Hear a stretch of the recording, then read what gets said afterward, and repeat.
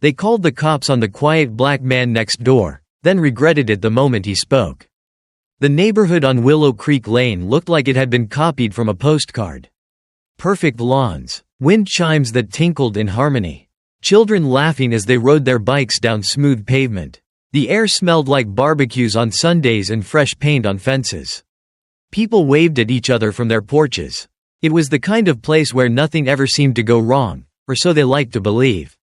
Most of the families had lived there for years. White picket fences didn't just mark their property lines, they marked something deeper. A quiet understanding that people like us lived here. White, middle class, educated, safe. No one said it out loud, but everyone felt it. So when a black man moved into house number 37, a two-story brick home that had been empty for nearly a year, heads turned. His name was Daniel Brooks. No wife, no kids, no moving truck full of furniture. Just a dusty old sedan, a few suitcases, and a set of eyes that didn't linger too long on anything or anyone. He didn't introduce himself, didn't come by with cookies or shake hands like new neighbors usually did. He kept to himself, woke early, left before sunrise, came back after dusk, always alone. Sometimes he wore simple jeans and a hoodie. Sometimes old military-style jackets with no insignia. Never smiled much, didn't make eye contact. It didn't take long for the whispers to start. Did you see him carrying that black duffel bag the other night? I think I smelled weed coming from his backyard. My husband says he saw him pacing in his driveway, talking to himself. A group of concerned neighbors, Sandra, Philip, and Melanie, created a private chat labeled, "Keeping Willow Safe." It was supposed to be about sharing tips, watching out for strangers, keeping crime out, but quickly, it became something else, something darker. Sandra was the unofficial leader, sharp, suspicious, and deeply proud of her clean neighborhood. Philip was the type who pretended not to care, but always forwarded screenshots and blurry photos to the group. Melanie, a young mother of two, wasn't sure what she believed, but she didn't want trouble near her kids. "He doesn't belong here," Sandra typed one evening, after seeing Daniel unload a heavy-looking case from his car. "We should just call the WA." Philip replied, "What if he's dangerous?" Melanie added, "I heard people like that move around a lot because they're hiding something." Nobody said what people like that meant. They didn't have to. Then came the incident with the child. It was a Saturday afternoon. The sun was bright, and Lily, Melanie's 6-year-old daughter, was racing her pink bicycle down the street. She was laughing, not watching the sidewalk. Her front wheel caught the edge of the curb, and she tumbled hard, right in front of house number 37. Within seconds, Daniel was there. He dropped the mail he was carrying and rushed to her side, gently lifting her up. Lily was crying, her knee bleeding. Daniel crouched beside her and took out his phone. "It's okay, sweetheart, I'm calling an ambulance," he said softly, voice calm. But just as the operator picked up, Melanie came running down the sidewalk, face pale with panic. "Lily," she shouted, eyes locking onto Daniel. She didn't see the blood on Lily's knee or the way Daniel had steadied her daughter with both arms. All she saw was a large black man crouching next to her child. "Get away from her," she screamed, snatching Lily up. "Don't touch her." Daniel stepped back, visibly startled. "I was just," she fell, he tried to explain. But the look on her face said everything. He watched as she carried Lily away, throwing one last glare over her shoulder like he was the threat. From across the street, Sandra watched the whole thing unfold from behind her curtain, and snapped a photo. Later that night, the group chat lit up. He grabbed Melanie's daughter. He pretended to be helping, classic predator behavior. Do we wait for something worse to happen? Daniel, meanwhile, sat in the dark of his living room, staring out the window at the empty street. He didn't bother calling anyone to explain. He knew how this worked. He'd seen it before, too many times. People didn't see him, they saw his skin, his silence, his presence, and they were afraid. The next few days were colder, not because of the weather, but because of the way people began to look at Daniel. It started small. A father picking up his mail paused when Daniel came outside, then quickly crossed the street instead of walking past him. A jogger who used to pass his house twice a day suddenly changed her route. The children no longer rode their bikes near his lawn. He noticed it all, but said nothing. At the local grocery store, the cashier, who usually chatted with every customer, handed him his change without a single word. The old man behind him in line made a quiet comment under his breath. Just loud enough to be heard. Would have thought they screened who moved in here. Daniel didn't flinch. He just walked out, groceries in hand, as if the words had bounced off him. But later that night, in the silence of his kitchen, he stood motionless over the sink for a long time. The lights were off. His hands trembled slightly, just barely. Meanwhile, in the group chat, things escalated. Sandra sent a screenshot of a blurry photo from her Ring camera. Daniel was seen walking back from his car, holding something wrapped in cloth.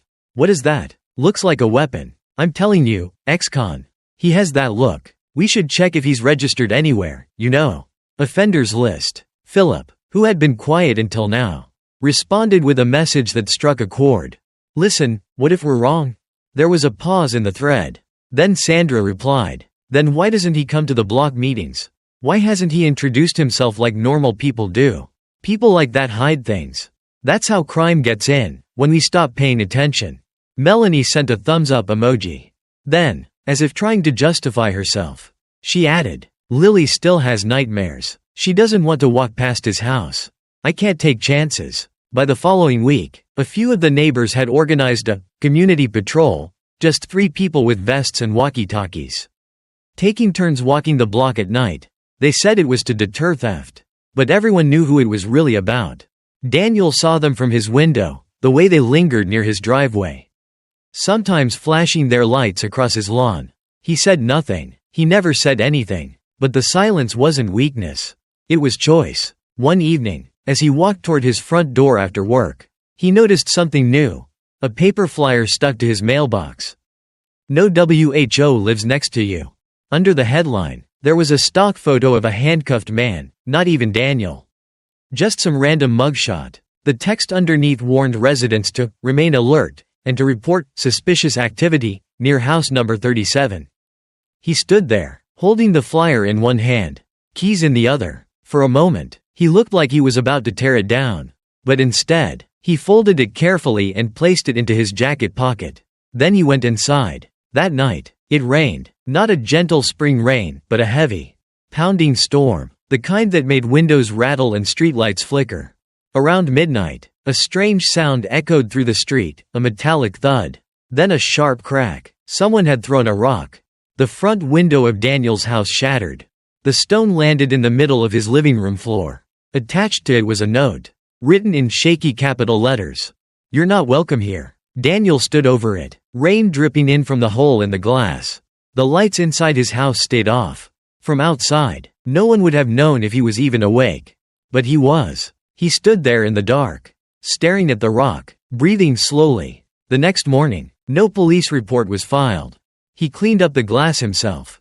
Quietly, methodically. Melanie, walking Lily to school, glanced across the street and froze when she saw the broken window. She expected to see outrage, a call for justice, a neighbor demanding to know who'd done it. But instead, Daniel was kneeling with a broom, sweeping up the last shards like it was nothing more than an accident. He didn't even look at her. And somehow, that disturbed her more than if he had shouted. She told herself it was just guilt, that her fears were still valid. But as she held Lily's hand a little tighter, she couldn't shake the image of Daniel alone, surrounded by silence, cleaning up someone else's hate, and still saying nothing. The neighborhood had gone quiet again, but not in a peaceful way. It was the kind of silence that lingered after something wrong had happened, when no one wanted to talk about it. But everyone felt it hanging in the air like smoke. After the rock shattered Daniel's front window, he stopped going outside altogether. The curtains stayed drawn, the porch light remained off. Even at night, no sounds came from inside house number 37. No radio, no television, not even footsteps. People noticed. He's hiding something, Sandra whispered during a morning walk, tightening her scarf. Or he's waiting to do something, Philip added. Could be planning something. They didn't need proof. Silence was enough. A week passed, then another. And then the teenagers came. It started with knocks, not friendly ones, quick, aggressive banging in the middle of the night, followed by laughter and the sound of feet sprinting down the sidewalk. Sometimes they left trash on his porch. Once, they tied a string of old beer cans to his door handle. Daniel never responded. Not a word, not a shout, not even a glance through the blinds. Then, one Friday night, they took it further. A group of teens, 3 boys with skateboards and bandanas over their faces, crept onto his lawn. One of them hurled a rock through the same window that had been broken before. This time, it carried more than just glass. Painted across the front of the house in red spray paint were 3 large letters. "Get out." The boys whooped and ran into the darkness, high-fiving each other like they had done something heroic. Brave, even. Inside, Daniel stood motionless in the hallway. The rock had landed near the old bookshelf. Knocking down a frame, he picked it up slowly, brushing off the broken glass. The photo inside showed a younger Daniel, dressed in a sharp uniform, standing beside a smiling woman and a little boy. All 3 of them wore matching pins on their jackets. The frame was scratched now. He stared at it for a long time. That night, Daniel didn't clean up the glass right away.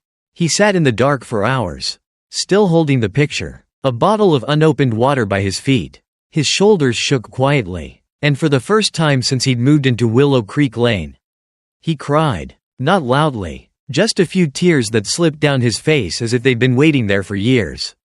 No one saw, no one heard. The next morning, he fixed the window himself, again. No police report, no complaint, just silence. But someone else had noticed. Lily, the same little girl he had helped the day she fell, had left her toy outside. A small stuffed cat named Buttons. It had been sitting under the hedge between her yard and Daniel's for 2 days. On Saturday afternoon, as Lily sat on her porch drawing in chalk, she saw a shadow across the grass. She looked up. Daniel stood at a distance, holding Buttons in both hands like he was returning something fragile. He knelt down slowly and placed the stuffed animal on the edge of her front step. "I think she missed you," he said, smiling faintly. Lily smiled back. "Thank you, Mr. Daniel." Daniel didn't say anything else. He gave a small nod, turned, and walked away. Later that night, Lily told her mother what happened. "He gave Buttons back. He didn't throw him away or anything," she said proudly. "He's nice, like really nice." He even smiled. Melanie paused. Something about her daughter's tone unsettled her. Not in a bad way, in a confusing way. "Did you talk to him?" she asked gently. Lily nodded. "He just said Buttons missed me. That's all. But, he looked sad. Like the way you looked after Grandma went to heaven." That made Melanie sit up a little straighter. For weeks, she'd bought into the fear. She didn't throw rocks or join the group chat. But she hadn't questioned it either. She had let silence be enough. But now, she wasn't so sure. That night, after Lily went to bed, Melanie sat at the kitchen table and opened her laptop. She typed in Daniel's name. Nothing came up at first. Then she added, military. Because Lily had once pointed out that his jacket looked like something from a movie with soldiers. A few pages in, she found a name that matched, Lieutenant Colonel Daniel J. Brooks. U.S. Air Force. Awarded multiple service medals. Formerly assigned to classified operations overseas. Then came a photo. It was him, standing on a stage, shaking hands with a group of NASA engineers. The caption underneath read, Lieutenant Colonel Brooks, former Aerospace Intelligence Liaison, retires after 22 years of service. Melanie leaned back in her chair, stunned. This was the man they thought was dangerous? A decorated Air Force officer? She scrolled further. No criminal record, no scandals, just one article, obscure and barely visible, hinting that after retirement, he had been involved in an undisclosed federal program that was abruptly shut down. The more she searched, the more questions she had.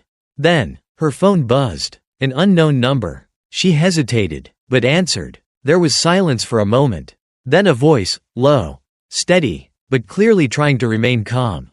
Melanie. She froze. Who is this? This is Daniel Brooks. She hadn't given him her number. I understand if you want me to stop speaking to your daughter, he said, voice careful. I didn't mean to cross any lines. I only returned her toy. Melanie was silent. I'm aware of the rumors, he continued, and I'm not here to change anyone's mind. I just don't want her afraid of me. That's all. There was a long pause. Then Melanie asked softly, why didn't you say anything sooner? About who you are? Daniel's answer was quiet. Because none of it matters. Not here, not anymore. And then he hung up. The photo had gone viral before noon. It started as a simple post from a local account. Did anyone else know who the man at number 37 really is? Below it was a cropped image of Daniel in uniform, stoic, decorated, shaking hands with military generals and scientists. Within hours, the post spread across local Facebook groups, neighborhood forums, and even the school newsletter. Comments ranged from admiration to disbelief. I thought he was just some quiet guy. That's Lieutenant Colonel Brooks? From the rescue ops in Syria? I owe this man an apology. For the first time, the street that once whispered rumors now buzzed with collective guilt. And then came the invite. Melanie and Lily, determined to set things right, posted flyers around the block. Neighborhood gathering, Sunday 4 p.m., Willow Creek Park Pavilion. Open forum on community safety and unity. Guest, Mr. Daniel Brooks. Some people rolled their eyes.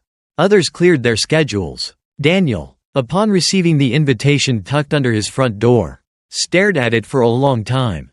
He almost threw it away. Almost. Instead, he folded it gently and placed it on the kitchen table. By Sunday, the tension in the neighborhood was thick enough to feel. The park pavilion, usually a quiet place for weekend chess games and kids' birthday parties, now held a strange energy. Dozens of residents gathered in foldable chairs, faces stiff with anticipation or shame.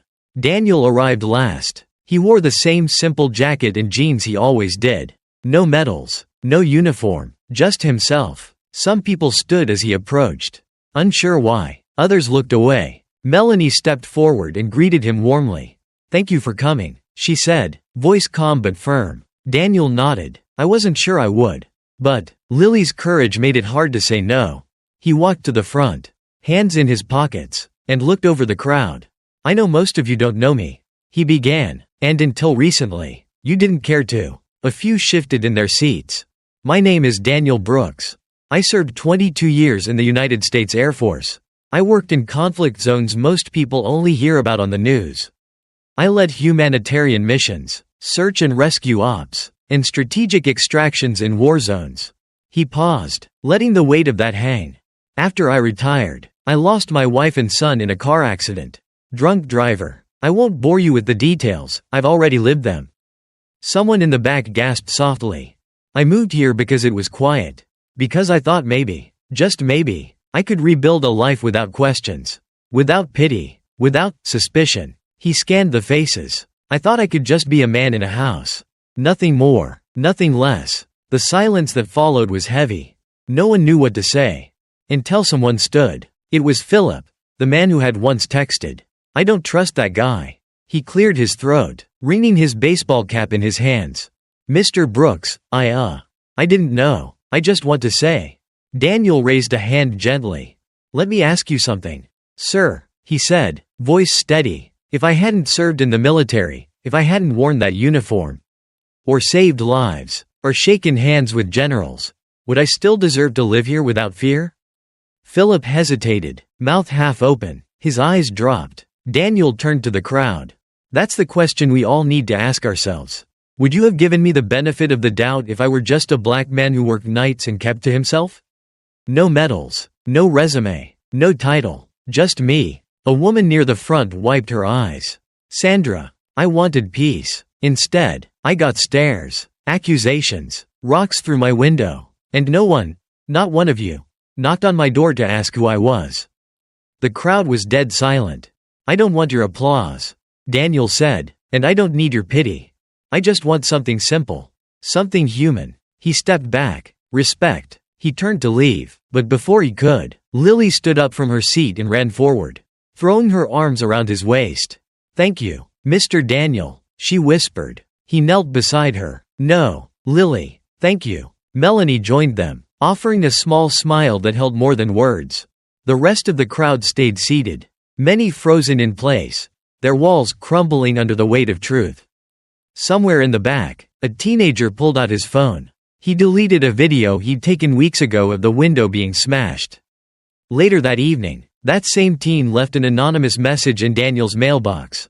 It read, "I'm sorry, we were wrong. Thank you for not giving up on us." Daniel folded the note and slid it into the back of the same photo frame that held his family's image. He stood at the window, newly repaired, and looked out at the street. This time, it felt different. At first, it was just a clip, grainy, taken from someone's phone. Daniel's voice echoed over rustling wind and shuffling feet. But the words were clear, and raw, and real. Within hours, the video had spread beyond the neighborhood. Veterans groups shared it on their pages. A hero in silence, Lieutenant Colonel Daniel Brooks speaks truth in Willow Creek. Then came the human rights organizations, the mental health forums, the anti-racism groups. A man wrongly judged. A mirror held up to America's quiet prejudice. One post read simply, "If you ever doubted why empathy matters, watch this." In just 3 days, Daniel's name trended on multiple platforms. Journalists reached out. Podcasts wanted interviews. Cable news anchors debated what it meant that a man like him, a veteran, a father, a neighbor, had been pushed into silence by nothing but skin color and suburban suspicion. But Daniel didn't answer the calls. He didn't give interviews. He didn't want fame. He just kept living, quietly. Yet the street around him began to change. It started with simple gestures. A knock at the door. A pie. A "good morning" that came with eye contact. One by one, neighbors came to apologize, genuinely. Sometimes awkwardly, but always sincerely. "I was wrong," said Sandra, clutching a tray of banana bread. "And I'm sorry I didn't know how much." Others followed. Philip offered to fix the broken mailbox post he had secretly kicked down weeks ago. Even the boys who had thrown the rock at his window came, sheepishly, nervously, with their parents in tow. Daniel didn't scold them. He didn't even raise his voice. He just said, "Thank you for showing up." Later that week, Melanie and the community board organized an event called Listening Beyond the Silence. Daniel was hesitant at first, but Lily's bright, hopeful eyes convinced him. The park pavilion was full again, this time with foldable chairs, a small speaker system, and hand-painted signs made by local kids. "Respect lives here. Everyone belongs. Brooks is our neighbor and our friend." Daniel stood at the front and spoke softly. "I'm not here to shame anyone," he said. "I'm here because silence nearly broke me. And because silence is what allowed you to believe things that were never true." He looked around. We all carry stories, some louder than others. Mine wasn't always quiet, but I chose to make it so. Not because I was ashamed, but because I was tired. He paused. "But something I've learned is that healing starts not when we speak, but when someone listens." He shared a few reflections. Nothing rehearsed, nothing formal, just truth. People cried, people clapped, but mostly, they listened. Then came a letter. It arrived by courier, sealed with a gold insignia, the Willow Creek Sheriff's Office. Inside was a note, hand-signed by the chief himself. Asterisk, "Dear Lieutenant Colonel Brooks, we failed you. We failed to protect your peace. And more shamefully, we failed to question our assumptions. Please accept our deepest apologies on behalf of the department. Your service to this country deserves more than gratitude. It deserves justice, respect, and trust. We are committed to making sure no neighbor, of any color, is ever made to feel the way you did. Sincerely, Chief Harold Maynard." Daniel folded the letter slowly, pressed it to his chest, then filed it away in a drawer filled with old medals. And then came the biggest surprise of all. One morning, the neighborhood woke up to the sound of drills and hammers. By afternoon, the old wrought iron sign at the neighborhood entrance had been replaced. The new one gleamed under the sun. "Welcome to Brooks Estates, a community of respect, safety, and justice." Some scoffed, some teared up. "Daniel?" He smiled, for the first time in many, many months. He didn't say much. He didn't need to. The smile said it all. That evening, he sat on his porch, sipping tea as the sky turned gold and pink. A small envelope slid under his door. Inside was a folded piece of notebook paper, covered in pencil marks and a few eraser smudges. "Dear Mr. Brooks, you are my hero. I told my dad I want to be like you when I grow up. Thank you for being kind even when people were not. Love, Ethan, house number 12. Daniel held the letter for a long time. He didn't cry, but something in his chest opened, like a locked door finally unlatched. He placed Ethan's note next to Lily's old drawing, under the corner of the family photo. Then, as dusk settled over the now quiet street, Daniel stepped outside once more. He looked around, not for threats, not for shadows, but simply to be part of the place. For once, the silence wasn't heavy. It was peaceful. His voice, warm and calm, closed the story, not with anger, not with sorrow, but with quiet strength. Not everyone who speaks softly is weak. Sometimes, it's the silent ones who teach the world how to listen. Thank you for listening. If this story moved you, don't let it end here. Share it, talk about it, and remember, sometimes, the quietest voice can echo the loudest in the hearts of those willing to hear. Subscribe for more stories that matter.